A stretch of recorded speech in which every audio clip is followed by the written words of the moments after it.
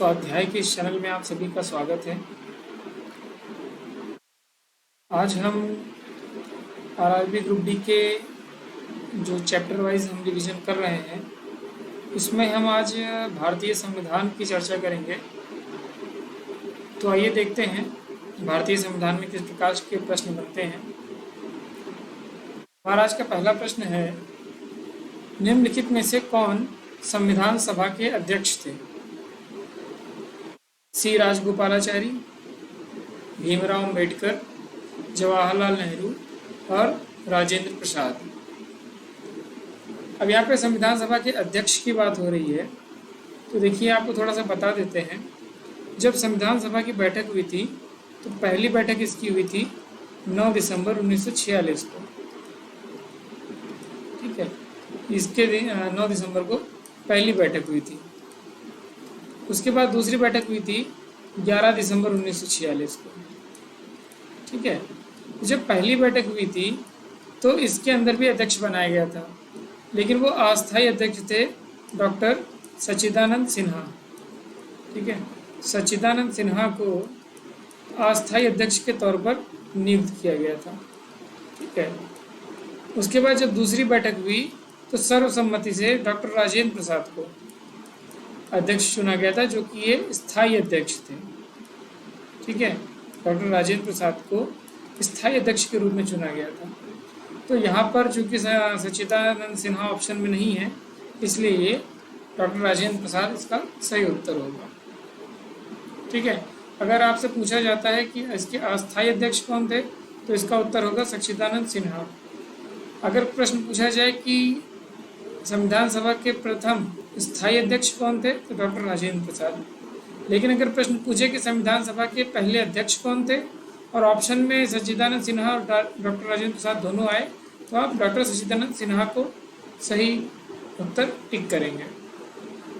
ठीक है, अगर सच्चिदानंद सिन्हा ऑप्शन में नहीं होता है और क्वेश्चन पूछा जाता है कि भारतीय संविधान के पहले अध्यक्ष कौन थे, ठीक है, स्थायी शब्द का यूज करे या ना करे, तब अगर सच्चिदानंद सिन्हा ऑप्शन में नहीं होंगे तो डॉक्टर राजेंद्र प्रसाद इसका सही उत्तर होगा। ठीक है, तो नेक्स्ट प्रश्न है, भारत में कौन सा दिन संविधान दिवस के रूप में मनाया जाता है? 26 नवंबर, 15 अगस्त, 14 अप्रैल या 6 दिसंबर? तो देखिए, भारत का संविधान जो है 26 नवंबर 1949 को अंगीकृत किया गया था, यानी कि अपनाया गया था। ठीक है, मतलब अधिनियमित किया गया था। और 26 जनवरी 1950 को भारत का संविधान लागू किया गया था। ठीक है, 26 जनवरी 1950 को भारत का संविधान अंगीकृत किया गया था, यानी अपनाया गया था, जबकि 26 जनवरी 1950 को ये लागू किया गया था। तो अपना भारत का संविधान दिवस जो है 26 नवंबर को मनाया जाता है, जिस दिन ये अधिनियमित किया गया था, ये अंगीकृत किया गया था। तो इसका सही उत्तर होगा 26 नवंबर। हमारा अगला प्रश्न है, संविधान सभा द्वारा भारतीय संविधान को कब अंगीकृत और अधिनियमित किया गया था? तो मैंने भी आपको बताया था कि 26 नवंबर 1949 को भारतीय संविधान को अंगीकृत किया गया था, यानी अपनाया गया था, जबकि 26 जनवरी 1950 को ये लागू किया गया था। ठीक है, तो इसका सही उत्तर होगा 26 नवंबर 1949। भारत का सर्वोच्च कानून किसे माना जाता है? भारतीय संविधान को, जनतंत्र को, अंबेडकर की शिक्षाएं को या धर्मनिरपेक्षता को? तो यहाँ पर सर्वोच्च है, सर्वोपरि है भारतीय संविधान। ठीक है, इसलिए भारत का सर्वोच्च कानून भारतीय संविधान को माना जाता है। नेक्स्ट, भारत का संविधान कब लागू हुआ था? तो मैंने भी आपको बताया था कि 26 नवंबर 1949 को तो अंगीकृत किया गया था, लेकिन लागू किया गया था 26 जनवरी 1950 को। ठीक है, तो हमारा सही उत्तर होगा इसका 26 जनवरी 1950। अगला प्रश्न है, भारत के संविधान की मसौदा समिति यानी कि ड्राफ्टिंग कमेटी के अध्यक्ष कौन थे? डॉक्टर राजेंद्र प्रसाद, वल्लभ भाई पटेल, जवाहरलाल नेहरू या भीमराव अंबेडकर? तो मसौदा समिति के अध्यक्ष थे भीमराव अंबेडकर। ठीक है, भीमराव अंबेडकर को मसौदा समिति यानी ड्राफ्टिंग कमेटी का अध्यक्ष माना जाता है। ठीक है, तो हमारा अगला प्रश्न है, भारतीय संविधान का गठन किया गया था। ऑप्शन है, भारत सरकार अधिनियम 1935 के द्वारा, क्रिप्स मिशन 1942 के द्वारा, कैबिनेट मिशन 1946 के द्वारा या भारतीय स्वतंत्रता अधिनियम 1947 के द्वारा? तो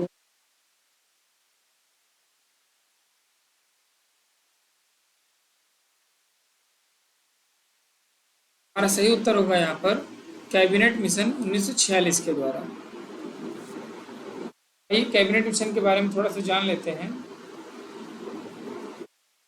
कि जब ये कैबिनेट मिशन का प्रस्ताव रखा गया था तो इसमें 3 सदस्य थे। कैबिनेट मिशन जो कि 1946 को आया था, इसमें 3 सदस्य थे। कैबिनेट मिशन इसमें 3 सदस्य थे और ये जो है 24 मार्च 1942, इसकी डेट याद रखिएगा, 24 मार्च 1942 को भारत आया था कैबिनेट मिशन। इसमें जो 3 सदस्य थे उनके नाम भी बहुत इंपॉर्टेंट है। एक तो इसमें सर स्टेफोर्ड क्रिप्स थे, स्टेफोर्ड क्रिप्स।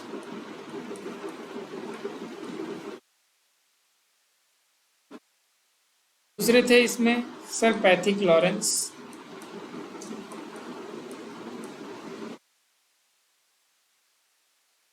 और तीसरे थे नौसेना मंत्री थे ये एवी अलेक्जेंडर, एवी अलेक्जेंडर।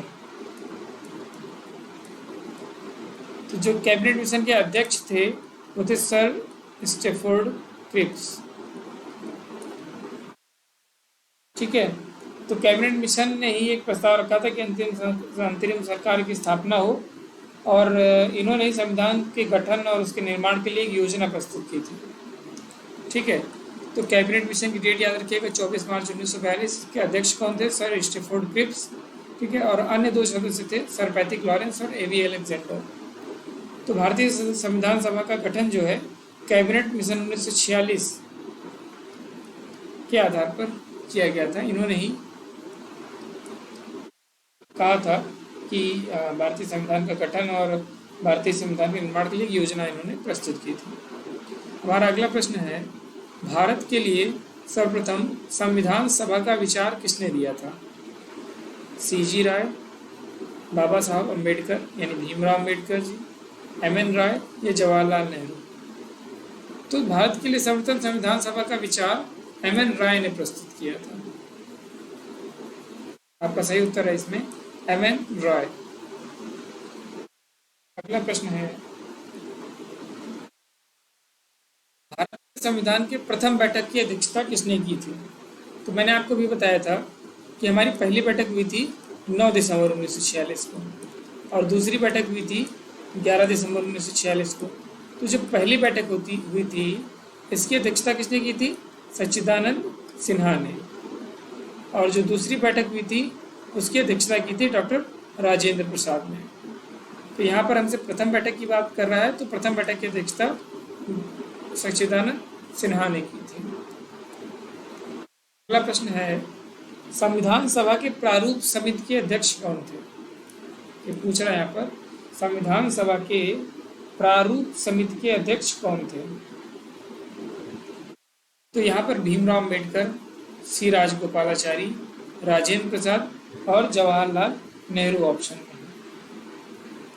इसका सही उत्तर होगा भीमराव अम्बेडकर। भीमराव अम्बेडकर ही प्रारूप समिति के अध्यक्ष थे।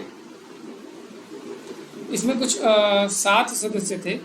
ठीक है, इसमें टोटल इस प्रारूप समिति में 7 सदस्य थे, जिनमें भीमराव अम्बेडकर थे जो कि अध्यक्ष थे। इसमें एन गोपालास्वामी अयंगर थे, अल्लादी कृष्णा स्वामी अय्यर थे, के एम मुंशी थे, सैयद मोहम्मद सादुल्ला थे, और इसमें एक एन माधव राव थे जिन्होंने बी एल मित्र की जगह ली थी। बी एल मित्र का कुछ स्वास्थ्य खराब था जिसके कारण उन्होंने त्यागपत्र दे दिया था, तो बी एल मित्र की जगह पर एन माधव राव आए थे। और एक और थे टी कृष्णमाचारी, तो वो जो है डीपी खेतान एक और सदस्य थे जिनकी मृत्यु हो गई थी, तो उसके बाद टी कृष्णमाचारी को उनका सदस्य बनाया गया था प्रारूप समिति का। तो इसमें 7 सदस्य थे, यानी कि 6 तो सदस्य थे प्लस एक अध्यक्ष थे जो कि भीमराव अंबेडकर थे। ठीक है, आइए अगला प्रश्न देखते हैं। भारतीय संविधान के प्रस्ताव के दौरान उद्देश्य प्रस्ताव किसने प्रस्तुत किया था, यानी कि ऑब्जेक्टिव रिजोल्यूशन, उद्देश्य प्रस्ताव किसने प्रस्तुत किया था? तो देखिए, पहली बैठक हुई थी 9 दिसंबर 1946 को, दूसरी बैठक हुई थी 11 दिसंबर 1946 को, और जब तीसरी बैठक हुई, यानी कि पहली बैठक 9 दिसंबर 1946 की हुई थी, जिसमें डॉक्टर सच्चिदानंद सिन्हा को अस्थायी अध्यक्ष बनाया गया था। उसके बाद दूसरी बैठक 11 दिसंबर 1946 को हुई, जिसमें सर्वसम्मति से डॉक्टर राजेंद्र प्रसाद को संविधान सभा का स्थायी अध्यक्ष चुना गया। इसके बाद तीसरी बैठक होती है 13 दिसंबर 1946 को, जिस दिन जवाहरलाल नेहरू ने संविधान सभा के सामने ऑब्जेक्टिव रिजोल्यूशन यानी कि उद्देश्य प्रस्ताव प्रस्तुत किया था। ठीक है, और यह उद्देश्य प्रस्ताव 22 जनवरी 1946 को 22 जनवरी 1946 को पारित किया गया था। ठीक है, तो इसको प्रस्तुत किसने किया था? जवाहरलाल नेहरू ने। इस प्रस्ताव को जवाहरलाल नेहरू ने 13 दिसंबर 1946 को संविधान सभा के सामने रखा और यह 22 जनवरी 1946 को पारित हुआ, ऑब्जेक्टिव रिजोल्यूशन। ठीक है, आइए अगला प्रश्न देखते हैं। संविधान सभा के पहले सत्र का आयोजन कब किया गया? देखिए, ये डेट बार बार पूछ रहा है, तो आइए एक बार हम लोग डेट का डिस्कशन कर लेते हैं। देखिए, सबसे पहले पहली बैठक हुई थी हमारी 9 दिसंबर 1946 को। आइए इधर देखते हैं। 9 दिसंबर 1946 को संविधान सभा की पहली बैठक हुई थी। ठीक है, प्रथम बैठक हुई थी 9 दिसंबर 1946 को। उसके बाद 11 दिसंबर 1946 को भारतीय संविधान सभा की दूसरी बैठक हुई। फिर 13 दिसंबर 1946 को संविधान सभा की तीसरी बैठक हुई। ठीक है, उसके बाद इस संविधान को बनने में 2 वर्ष 11 माह 18 दिन का समय लगा। इसके बाद 26 नवंबर 1949, जो मुख्य डेट है मैं वही बता रहा हूँ, 26 नवंबर 1949 को संविधान सभा द्वारा भारतीय संविधान को अंगीकृत व अधिनियमित किया गया। ठीक है, भारतीय संविधान सभा द्वारा भारतीय संविधान को अंगीकृत किया गया या अपनाया गया। ठीक है, इसके बाद 24 जनवरी 1950 को 12वीं व अंतिम बैठक हुई, जिसके अंदर सभी को बुलाया गया और अंतिम रूप से सिग्नेचर किए गए सबके। ठीक है, और अंतिम रूप से 26 जनवरी 1950 को भारत का संविधान लागू किया गया। ठीक है, तो 9 दिसंबर 1946 को पहली बैठक हुई, जिसमें सच्चिदानंद सिन्हा को अस्थायी अध्यक्ष चुना गया। दूसरी बैठक हुई 11 दिसंबर 1946 को, जिसमें सर्वसम्मति से डॉक्टर राजेंद्र प्रसाद जी को संविधान सभा का स्थायी अध्यक्ष चुना गया। फिर तीसरी बैठक हुई 13 दिसंबर 1946 को, जिसमें जवाहरलाल नेहरू ने उद्देश्य प्रस्ताव प्रस्तुत किया, जो कि 22 जनवरी 1946 को पारित हुआ। उसके बाद 26 नवंबर 1949 को भारतीय संविधान अंगीकृत किया जाता है या अधिनियमित किया जाता है या अपनाया जाता है। उसके बाद 24 जनवरी 1950 को 12वीं व अंतिम बैठक होती है, जिसमें सभी के सिग्नेचर किए जाते हैं और अंतिम रूप से 26 जनवरी 1950 को भारत का संविधान लागू किया जाता है। ठीक है, तो यहाँ पर पूछ रहा है संविधान सभा के पहले सत्र का आयोजन। मैंने बताया था आपको 9 दिसंबर 1946 को पहले सत्र का आयोजन किया गया था। ठीक है, आइए अगला प्रश्न देखते हैं। संविधान सभा द्वारा किस दिन भारत के राष्ट्रीय ध्वज को अपनाया गया? 26 जनवरी 1947, 26 नवंबर 1949, 15 अगस्त 1947 या 22 जुलाई 1947? तो जो भारत का राष्ट्रीय ध्वज है ये 22 जुलाई 1947 को अपनाया गया था। ठीक है, भारतीय ध्वज में जो राष्ट्रीय ध्वज है इसमें 3 रंग होते हैं, जिसमें सबसे ऊपर केसरिया होता है। ठीक है, इसमें सबसे ऊपर केसरिया होता है, यहाँ पर ये केसरिया रंग यहाँ पर होता है, केसरिया। बीच में सफ़ेद रंग होता है, वाइट यानी सफ़ेद रंग होता है, और सबसे नीचे लास्ट में यहाँ पर हरा रंग होता है। ठीक है, और जो भारतीय ध्वज है इसकी लंबाई और चौड़ाई यानी लेंथ और विड्थ, इसका अनुपात होता है 3:2। ये भी इम्पोर्टेंट प्रश्न है, पूछा जा सकता है। तो हमारा भारतीय राष्ट्रीय ध्वज है, इसकी लंबाई और चौड़ाई का अनुपात 3:2 होता है। और ये जो सफ़ेद पट्टी होती है इसके बीच में एक अशोक चक्र होता है जिसमें 24 तीलियाँ होती हैं। ठीक है, तो ये हमारा जो भारतीय राष्ट्रीय ध्वज है ये 22 जुलाई 1947 को अपनाया गया था। अगला प्रश्न, भारत का राष्ट्रीय प्रतीक अशोक स्तंभ। ये इम्पोर्टेंट प्रश्न है क्योंकि अभी प्रधानमंत्री नरेंद्र मोदी द्वारा जो नया संसद भवन बना है उसमें एक अशोक स्तंभ यानी कि अशोक चक्र, वहाँ पर जो शेर बना हुआ है उस स्तंभ का अनावरण किया है। तो इसी लिहाज से ये प्रश्न इम्पोर्टेंट है। तो भारत का राष्ट्रीय प्रतीक अशोक स्तंभ कब अपनाया गया था? 26 जनवरी 1950, 26 नवंबर 1949, 15 अगस्त 1947 या 20 अगस्त 1950? तो हमारा जो भारत का राष्ट्रीय प्रतीक अशोक स्तंभ है इसे 26 जनवरी 1950 को अपनाया गया था। ठीक है, ये जो है सारनाथ में स्थित एक अशोक स्तंभ है। ठीक है, अशोक की एक लाट है, वहाँ से इसको लिया गया है। इसे भारत सरकार द्वारा 26 जनवरी 1950 को अपनाया गया था। ठीक है, इसमें क्या है कि चारों दिशाओं में यानी कि एक तरफ हाथी है, एक तरफ घोड़ा, एक तरफ सांड और एक तरफ सिंह, चारों तरफ मुंह करके बने हुए हैं। और इसके आधार पर देवनागरी लिपि में सत्यमेव जयते लिखा हुआ है, जो कि मुंडकोपनिषद, सत्यमेव जयते, जो कि ये शब्द जो है मुंडकोपनिषद से लिया गया है। ठीक है, ये शब्द जो है मुंडकोपनिषद से लिया गया है।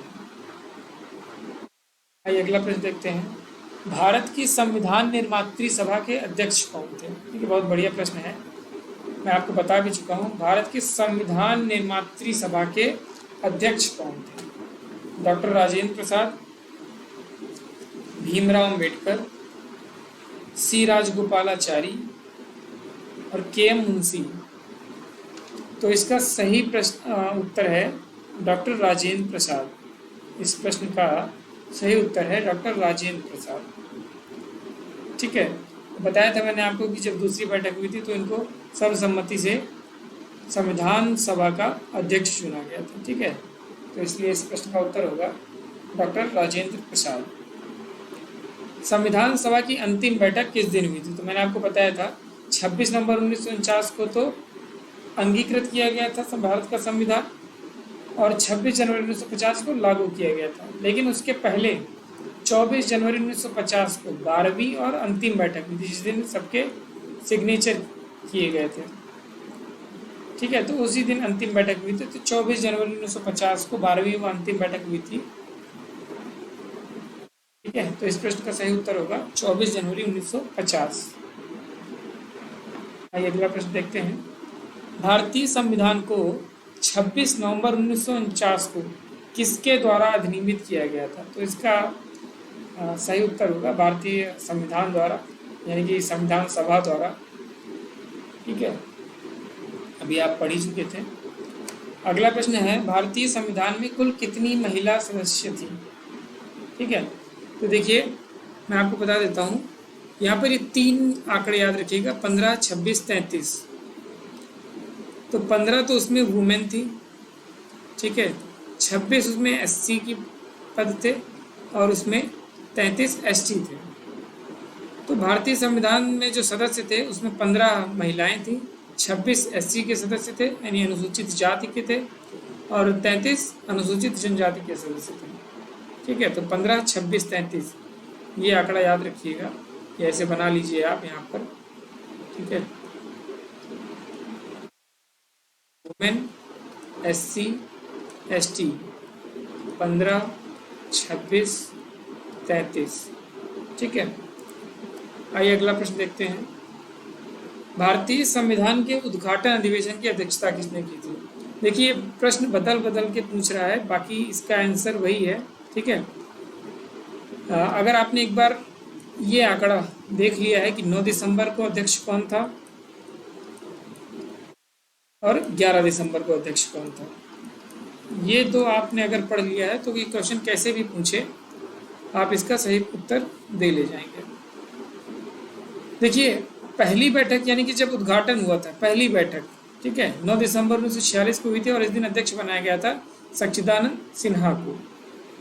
ठीक है, तो इसीलिए देखिए यहाँ पर उद्घाटन पूछा है, तो यहाँ पर सही उत्तर इसका होगा सच्चिदानंद सिन्हा। ठीक है, अगला प्रश्न है, भारतीय संविधान के निर्माण के समय संवैधानिक सलाहकार कौन थे? देखिए ये भी इंपॉर्टेंट क्वेश्चन है ये। भारतीय संविधान के निर्माण के समय संवैधानिक सलाहकार कौन थे? राजेंद्र प्रसाद, BN राव, भीमराव अंबेडकर या जवाहरलाल नेहरू?